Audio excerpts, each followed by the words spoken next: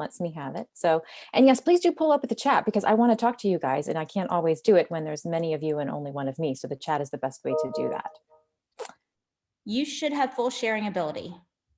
I got it. So can everyone see my screen? Somebody just wave randomly. And I'm good, I can still see y'all's face too. Thanks so much. Appreciate it. So I'm Cherith Andes. I work with Clairemont Communications. And, one of the things that we've all struggled with as I've talked to other people are building connections during COVID. When you normally could go to a networking group or maybe have coffee with people, a lot of people aren't able to do that right now. It's been that way for a year. So we need to figure out how we can build meaningful, authentic connections to continue to professionally and personally develop. So first off, I do want to know a little bit about you guys. If you could just drop in the chat 1 to 5 words, what business you're in. Are you a boutique owner? Do you run an HVAC company? Do you run Uber Eats? Whatever it is, let me know. And I've kind of got my phone here, so I'll watch and I just want to know who I'm talking with meanwhile. So just pop up in that chat and let me know. What business are you in? I'm Cherith Andes. I work with Clairemont Communications, and we are based here in Raleigh. We are a full service public relations firm. And what we do is we blend traditional PR tactics like getting you on the news with more current ones like social media, influencers, sort of what we call digital. And we basically come up with communications campaigns to help your business grow. At the end of the day, we are connectors. We are relationship builders between you and your future clients, between you and your new business partners, between you and the media. So looks like we've got someone in orthodontics, a craft supply store. Ooh, that sounds fun. Jessica is in pet care. Oh my gosh, Jessica, I need a dog. We need to talk. Sanford Contractors. Great. Life coaching. Thanks, Robin. That's great. Yeah. Wonderful. Thank you so much for sharing.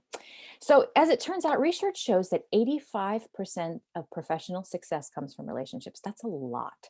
And that can be anything from growing your business, getting new clients, finding a new job. I'm a case study of that myself. I've worked with Clairemont Communications for 7 years, and I found this particular position through a professor from my grad degree, through relationships. And how do we do that when we can't walk up to, your favorite, one of your lifetime customers who always walks into your store and buys your things and give them a hug, ask how their kids are doing. We can't do that in the same ways right now. So we need to be a little bit creative. And in our next few minutes together, I want to give you some very tangible, easy tools that you can put into practice this week. It's things you already know to do. It's things that aren't going to cost you a lot of time or money, but they're just things you haven't maybe put into practice so you can continue to build relationships. So what makes an authentic connection?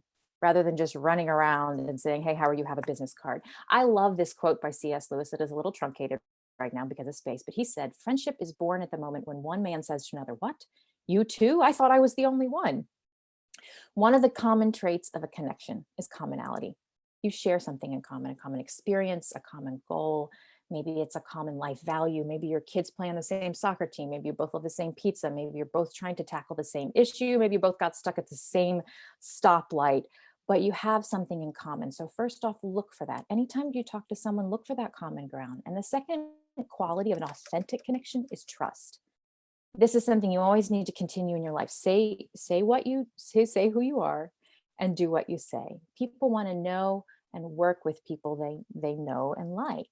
So make sure that they don't want to feel like you're someone that's going to, pull the wool over your eyes. So those are kind of the two main qualities of an authentic connection. So what we're going to talk to today, it can work for business development. It can work for growing customers, finding a new job, meeting new people. It's simply the stuff of life. And here's what we're going to cover. I've kind of arranged it in 2 buckets to keep it sort of under umbrella. The first is social networking. How do we find connections in an era when we can't go to a networking event in the same way we may be used to? How do we begin those conversations with new connections? And then how do we follow up with them? And yes, I'm going to talk ever so briefly for about 35 seconds on Zoom, because even though many of us are Zoom fatigued, somehow we are still on it. And the second bucket is video. There's a lot to be said about video, and there's some easy, quick ways that you can use it to build connections. So what does this require of you? Not a whole lot of time, not a whole lot of money. It requires 2 things. Make note of these 2 things. organization, and intentionality. That's it. Organization and intentionality on your part. And I want you to kind of be thinking of those as you're walking and listening through our next few minutes together. And at the end of this, I want you to be able to come away with one thing that you're going to put into practice in the next 7 days. So also be thinking, what is your one thing? You may want 5 or 6 of these and you want to go ahead, put them all into play right now. But I also want you just to have one thing that you're going to try and do at the end of this call. So let's get started. Social networking. How do we meet people when we can't go do what we used to do? The first thing that I would encourage you to do, again, this is back to our concept of intentionality, is to define who you want to meet. What kinds of people do you actually think would be beneficial to you and your journey and your business? For example, let's say you own an HVAC company and you want to grow your business in the commercial sector. And so you define in your mind, all right, I want to meet operations managers who work in, apartment complexes or large factories. Be specific about the type of person and the role. And you're not going to be able to find what you're looking for if you don't know what you're looking for. And then make a list of those kinds of people. Second off, search for these people. And this is kind of an ongoing thing. Networking groups still exist online. So I have a quick question for you guys. Are any of you a part of a networking group still? This can be something that you guys meet in person. This can be something that maybe you meet on Zoom. It can be formal, maybe informal, maybe it's a wine night once a week. I don't know, but pop into the chat and say, yes or no, I'm part of a networking group, and then what that group is. Because one of the ways to find connections is to ask. Other ways, LinkedIn is a really strong tool, and it is still growing exponentially as one of the strongest business networking tools in social media.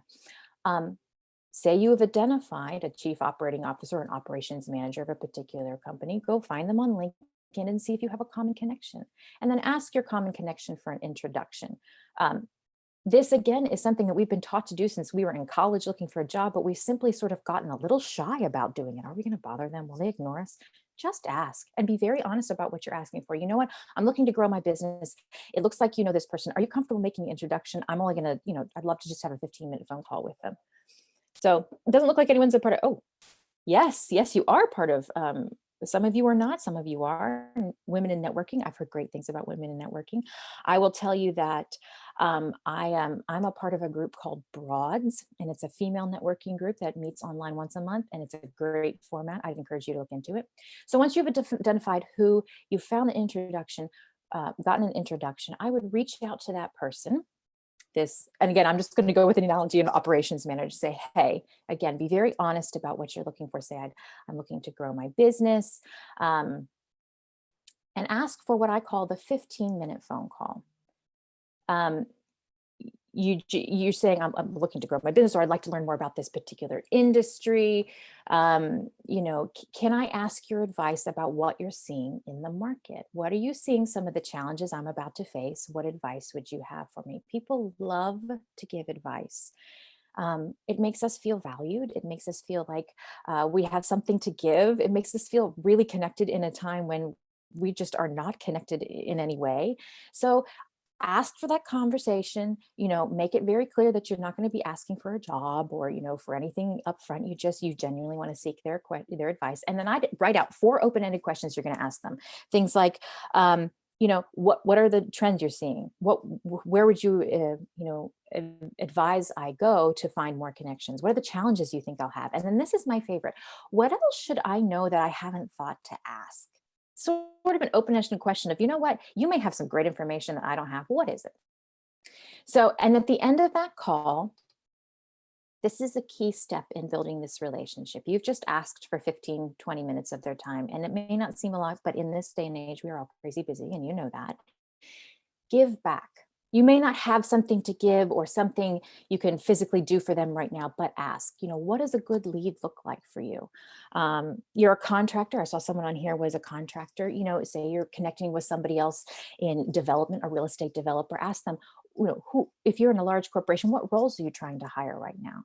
What does a good connection look like for you? What's a good challenge that you're facing? And that way you can be listening for them. You may already know somebody who could fill that role they're trying to fill, but it also allows you to keep your ears open. And, 2 or 3 weeks down the road, you might hear of a lead looking for a contractor, an orthodontist, a dance teacher, and you can come back to them and give them that lead. Giving is incredibly important in relationships, and this is one way you can do that. So far in sort of this social networking, you've defined who your lead is, you've had a conversation with them, you've offered to give back. One thing that I would encourage you not to do is just be cognizant of this. If someone offers advice or expertise for a living, they don't offer a product or a service like they don't own a boutique and sell jeans, but they offer consultancy. Do not ask them to do what they do for a living for free. Don't ask them to provide you a communications plan for free, or if you're I'm sorry, if you work in like sales, don't ask them to give you sales advice for free. Still be respectful of what they do. And then the last piece of sort of this social networking is incredibly important. It's the follow-up. Everybody has phone conversations on a regular basis, and it's very easy to forget whoever you've had a conversation with. I was having a phone call with a VP of communications of a very large tech company a couple of weeks, and she said this phrase, "What's old is new." And she was speaking specifically about building relationships right now. These are, again, tools we used to use 10 years ago, 20 years ago, and we just haven't. Follow up, but use, rather than just send an email to these connections, use 1 or 2 of these different ideas. Send them a handwritten note. It takes 25, 30 seconds to write a handwritten note that says, "Thank you so much." I keep a stack of note cards on my desk with some stamps, and I will write a handwritten note, run it down out to the mail on a regular basis. Better yet, if you would normally take this person to coffee, but you can't because you can't go face to face, I would buy them a $5 or $10 Starbucks gift card, pop it in that note and say, "You know what, I would normally buy you coffee, but because I can't, here's this Starbucks gift card. I hope you enjoy the coffee." The fact that you took the time and effort to do something so simple and so thoughtful will really make you stand out to this person, and they will remember this connection you're building with them. I have a friend who, anytime he asks a professional favor, will send somebody a bottle of wine. Yes, handwritten room notes say so much more than a quick text. Same thing as an email. You can send an email, but why not do a handwritten note card? My mother used to make me sit down when I was about 8 or 10 years old and write them, and I hated it. And to this day, I'm so grateful she made me do it. So anyhow, one of my colleagues sends bottles of wine that you can get through wine.com. Here's another idea: do lunch. Let's say you would normally meet for lunch with someone. Ask them what their favorite meal is. You have a noon meeting with them. Uber Eats delivers them their favorite meal. You both can have lunch together, and it can be building a connection that you would maybe do face to face but can't. And then lastly, this one is sort of a catch-all: gifts. If you know something personal about that person, they like candles or whatever, a gift can say a lot. I had a friend that was going through a hard time, and I wished more than anything I could give her a hug, but I couldn't. Because of social distancing. So I got a fuzzy blanket and left it on her doorstep and said, this is the best I can do. This is my hug for you. But just remember, the post office is your best friend, you guys. What is old is new. Just take it will leave an impression. Also, remember what I said the 2 things were that you needed in order to make this work: intentionality and organization. Spreadsheets are your friend. I despise spreadsheets, but I use them well. Create a quick spreadsheet that has the name, contact, company, what they do, how you found out about them in your last conversation. Like, what did you do? Did you send them a note? Put that in there. And then what is your next step? You want to follow up with them? Make a note to do that. I would also highly encourage that you put a time on your calendar every week to revisit this spreadsheet. 30 minutes on Monday afternoon, an hour on Tuesday morning. If you do not, it will, as we all know, we get super busy, and this is probably one of the first things to go off of your calendar. So keep track of what you're doing. You may want to go through this spreadsheet, later and be like, "Oh yes, that's right. So-and-so was looking for an orthodontist. I happen to know one." And then make the time every week to revisit that spreadsheet and look for new connections. Do not skip this.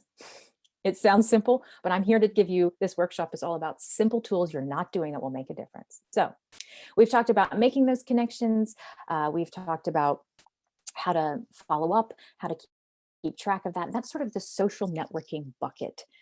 Do keep in mind, if you have any questions, you can pop them into the chat. I got my phone right here. And if not, we'll just all open chat at the end. So next up, and lastly on this particular bucket, is the beloved Zoom. I cannot tell you how many people have told me that they're so fatigued from Zoom, and it becomes sort of just this digital, I got to get on this call and everybody wants to do it via Zoom. How do we make it personal? The first thing is there's a school of thought out there to go ahead and put like a digital background up there. And that's right. I mean, that's perfectly fine if that's what you want to do. You want to look like you're working and sitting on a beach, but why not use this as an opportunity to show your real life? I'm sitting here, you can see a lamp, and this is a Pennsylvania Dutch drawing that has to do with my family heritage over me. This is real life. If a kid runs through the background, this makes you appear, it makes you more authentic, approachable. Let me give you an example. This is Jay. Say hi to Jay. He works for a company called Ads Intelligence out of South Carolina.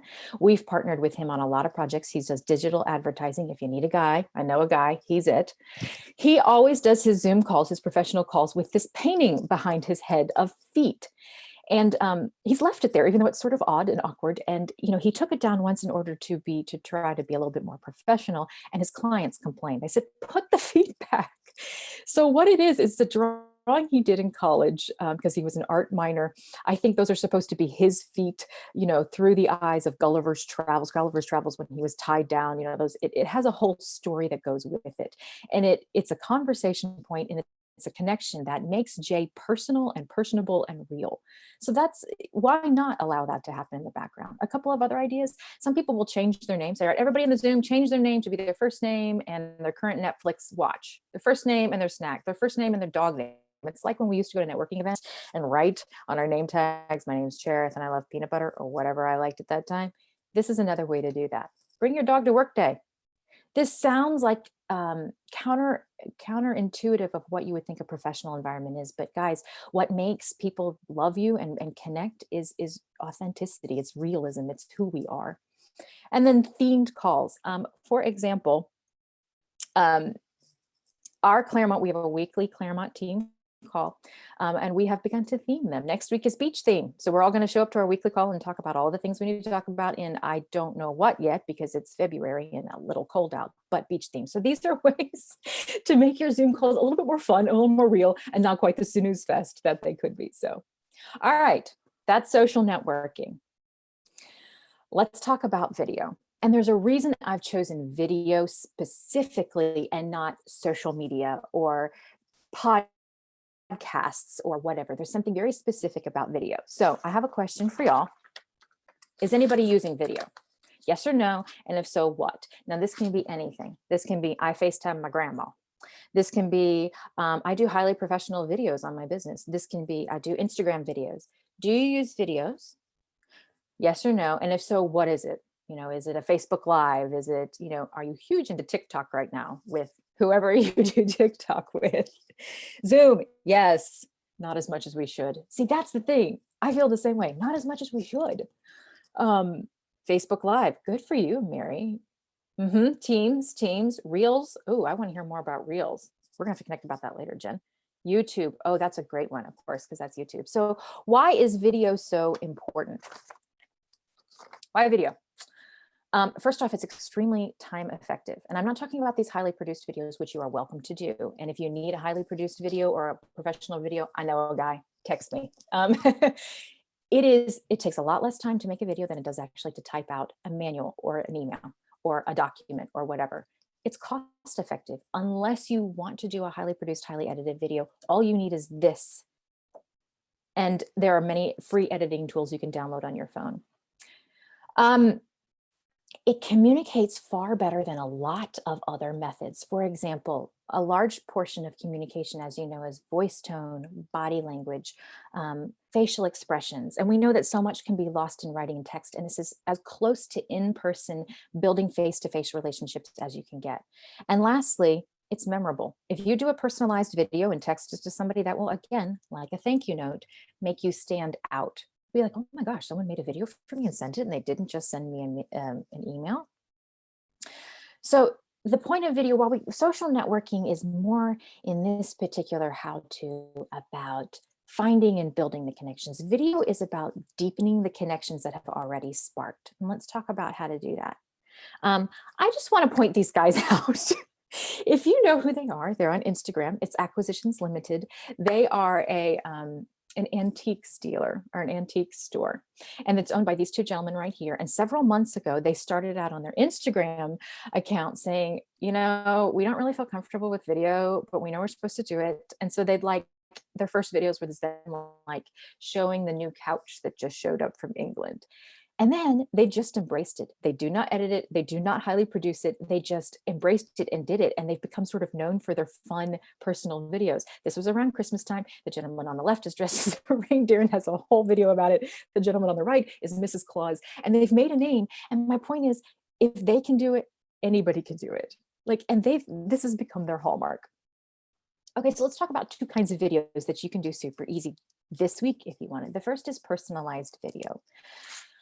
Okay, what is a personalized video? It's exactly what you think it is. It's you hold your phone up and say, hey, Dana, XYZ, we'll be talking again soon, thinking of you, and then you text it to somebody. Okay, why and how would I use personalized video other than just like, again, FaceTiming with my friend or my niece or whatever? As a meeting follow-up, let's say you had an introductory meeting and you're not sending a bottle of wine or a thank you note. You can send a meeting follow-up to someone that you've just talked to, say, thank you so much for your time. I really took away these two top things you said. And then a follow-up step, if that's appropriate. I'll reach out to you next week. You know, I promised I'd be looking for so-and-so. I'm keeping my eyes out. Thank you again. A personalized demonstration. This is great for any business. Let's say you own a boutique and you're going to do an unboxing of a brand new set of attire. Maybe you have a really great customer who always loves to come in and shop. You can unbox it and say, hey, this isn't even on the racks yet, but I thought of you. Or, you know, show a behind the scenes. You can go ahead and show the new couch that you got from London, just like Acquisitions Limited. Let's say that you're a web developer and someone's a little confused about one of the back-end tools on the website that you've designed for them. You can do a walkthrough through a video, and I will show you a tool here in a second about that will help with that. New business proposal. If you're I don't know, Sanford Contractors, and you are doing a business proposal to work with a real estate developer, you can use a video to walk through that in addition to emailing the document. Thank you. A thank you for someone for a sale. You know, someone bought a home from you, someone bought a couch from you. You can send them a quick video and say, thanks so much. We're so glad you're part of our customer base. And then this is always a fun one, an event. Let's say you're Bailey's Fine Jewelry and you're about to have a sales event. Instead of sending a text out, you can say, hey, we're having a sales event from 12 to 2. I wanted to personally invite you. Look for me. I know you like this particular bracelet. It'll be on sale. So these are all ideas. And I'm sure there are many, many more, but these are just to get your wheels turning. Okay, so how do you send personalized videos? Believe me, I'm here to make everything as very simple and doable as possible. So I'm going to explore the questions like that. First off, you can text somebody a video, you can email it to them, but if it's too big to email, maybe you put it onto a free hosting service like Google Drive and email them the link, or you can look into this particular tool called Loom. Has anybody heard of Loom? I'm new to Loom, so I'm not sure if anybody else is, but if you have, drop me a comment because I'd like to know how it's working for you. I'm not going to spend a lot of time on it. If it's interesting to you, make a note and go back to it, but there is a free version of Loom.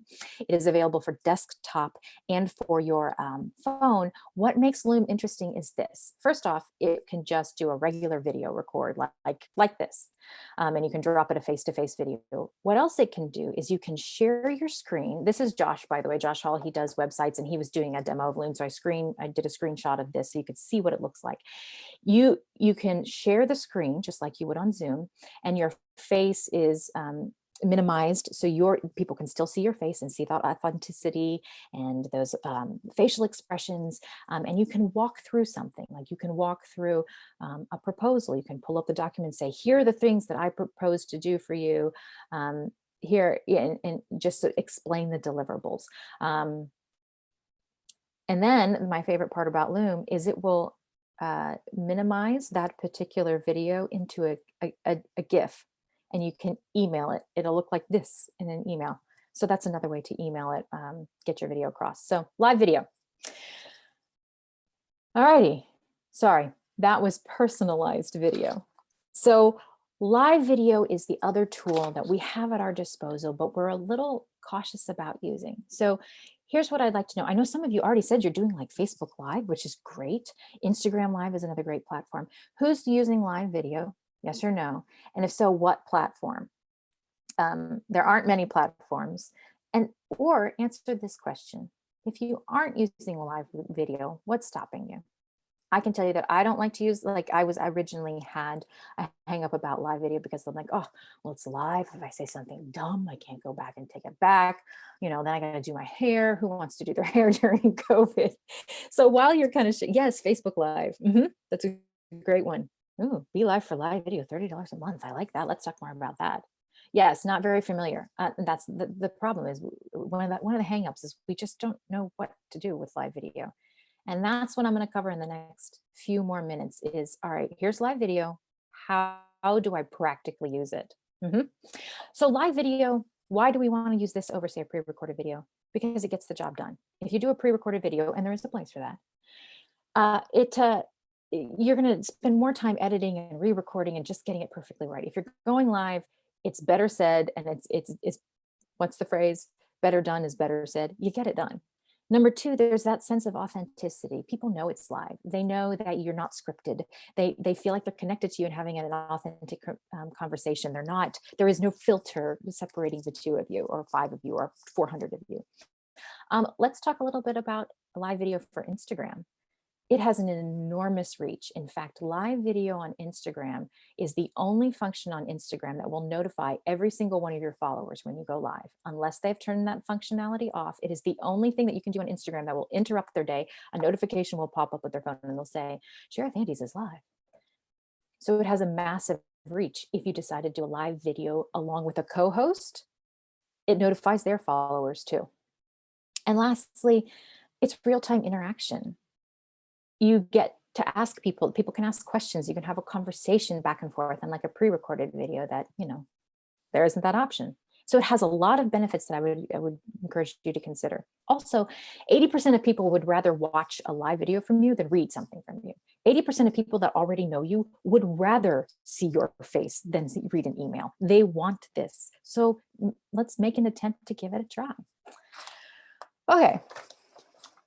Flippy in my notes.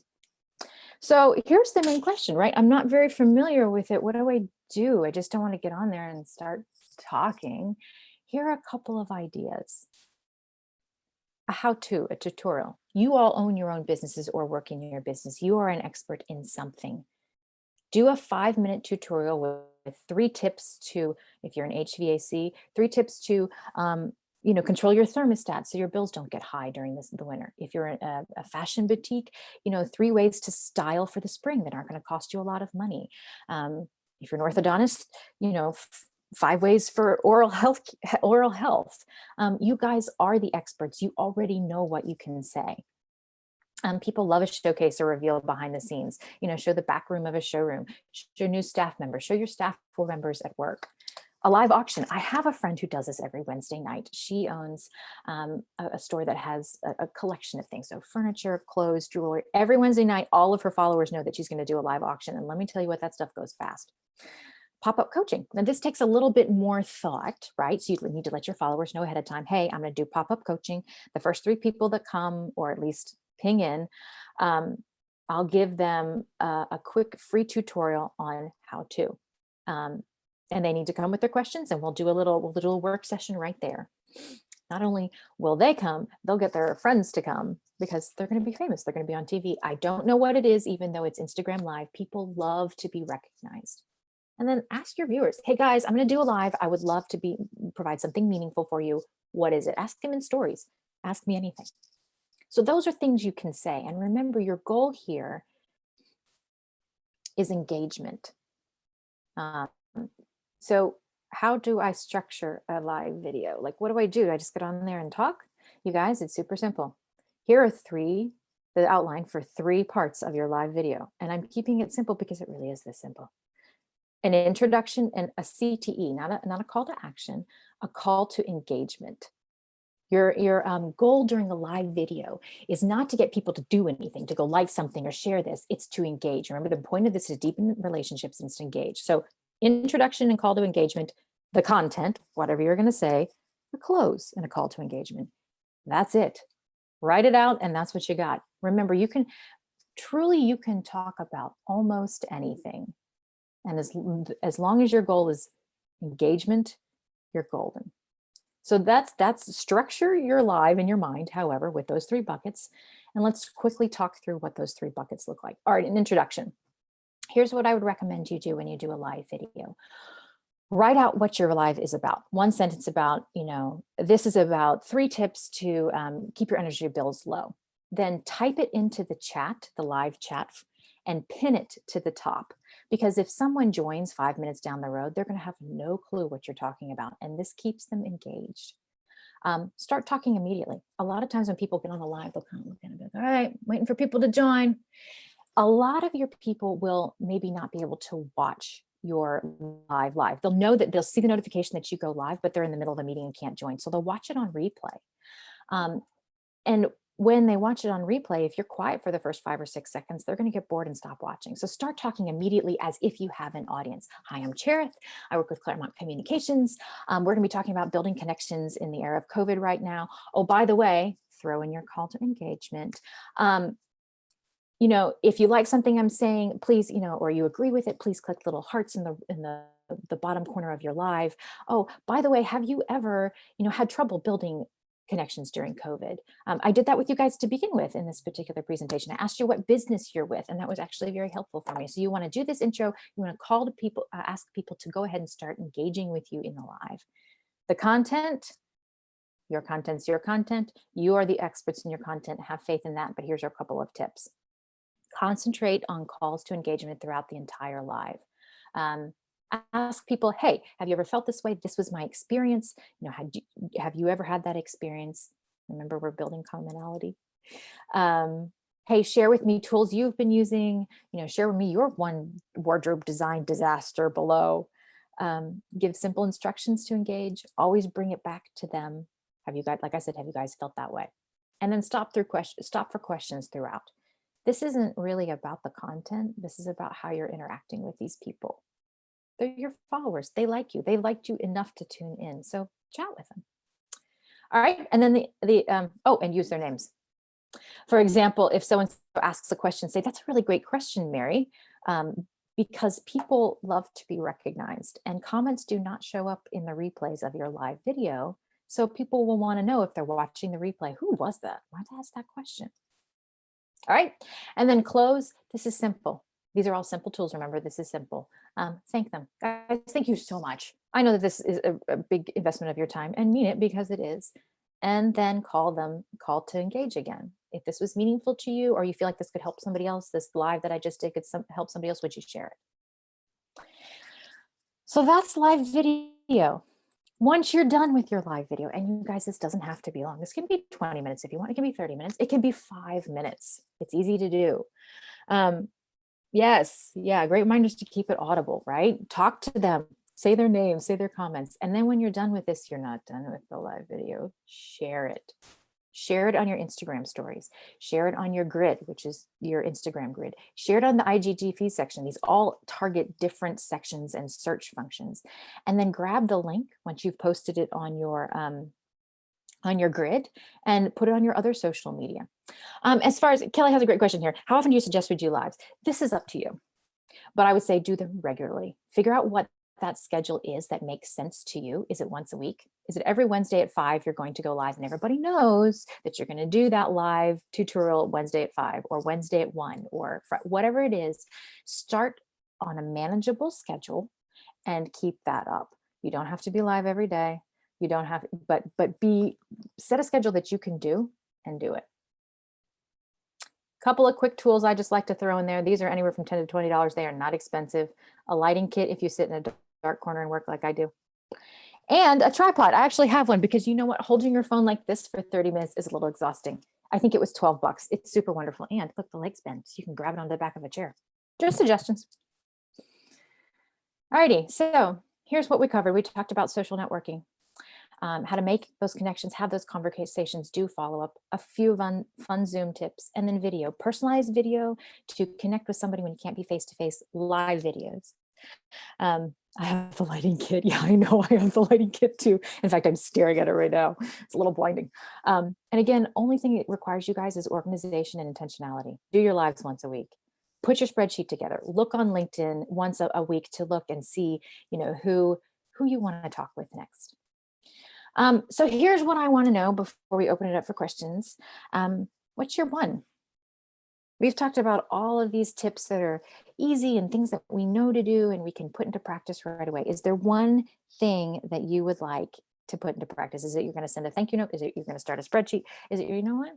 I'm going to plan my first live and it's happening Friday at noon. Could you drop into the chat what your first, your one thing is from this? And we'll do a little shout out. While you're doing that, thank you, everyone. I'm going to unshare my screen lest I do something silly. Thank you. Honestly, thank you. We are very busy professionals, and this was 40 minutes out of the middle of your workday or the beginning of your workday. And thanks for tuning in and letting me just share some of the things that we've been doing. All right, Jen, I can open it up for questions. That's kind of it, it for now. Yes, personalized thank you notes. Thank you, Kelly. Use more videos. Buy the lighting kit, y'all. Amazon, it's like $15. And check it out. You can do different lights. It's your fun little tip of the day. Can I answer any questions for anyone? Can I do anything for you? Are you looking for something? Are you looking for a lead? I will drop my email into the chat. Clairemont is particularly this is our sweet spot, is building relationships, and we put together communications plans for businesses of all sizes, from local businesses to global manufacturing businesses. And we would, if you are ready to grow your business in some way or know of someone who wants to, I would hope that you would let Clairemont be a part of that conversation. Thank you. We would love to talk with you. So, do I edit any of my video? Not my live video. Some of the video, yes. There are free video editing tools. iMovie's great.